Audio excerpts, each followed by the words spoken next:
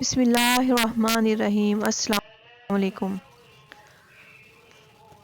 یہ حضرت عمر رضی اللہ تعالیٰ عنہ کا پیغام ہے جو دریائے نیل کے نام تھا۔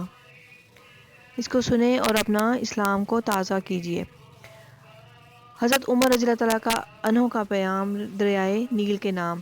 مصر میں زمانہ جاہلیت سے یہ دستور چلا آ رہا تھا کہ جب بھی دریائے نیل ٹھہر جاتا تو ایک حسین اور خوبصورت لڑکی کو قتل کر کے دریا کے حوالے کر دیا جاتا تو دریائے نیل پھر حسب معمول چل پڑتا۔ حضرت عمر رضی اللہ تعالیٰ عنہ کے دور خلافت میں جب مصر فتح ہوا اور حضرت عمرو بن العاص رضی اللہ تعالیٰ عنہ وہاں کے گورنر مقرر ہوئے تو اس وقت بھی حسب معمول دریائے نیل کی روانی ختم ہو گئی اور وہ ٹھہر گیا۔ اس موقع پر حضرت عمرو بن العاص رضی اللہ تعالیٰ عنہ سے لوگوں نے اس دستور کا ذکر کر کے اس کے مطابق عمل کی اجازت چاہی کہ ہم کسی حسین اور خوبصورت لڑکی کو قتل کر کے دریا میں ڈال دیں۔ حضرت عمرو بن العاص نے فرمایا کہ یہ جاہلیت کی رسم ہے، ہم ایسا نہیں کریں گے۔ البتہ امیر المومنین حضرت عمر رضی اللہ تعالیٰ عنہ سے میں مشورہ کروں گا۔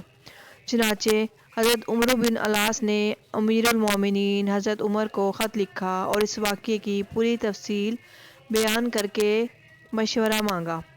امیر المومنین حضرت عمر رضی اللہ تعالیٰ عنہ نے اس کے جواب میں دریائے نیل کے نام ایک چٹھی روانہ فرمائی۔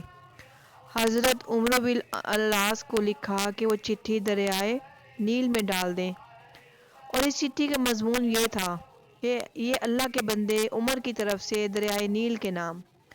اما بعد، اگر تو اے دریائے نیل اپنی طرف سے جاری ہوتا تھا تو مت جاری ہو، اور اگر اللہ واحد قہار نے تجھ کو جاری کیا تو ہم اسی سے سوال کرتے ہیں کہ وہ تجھ کو جاری کر دے۔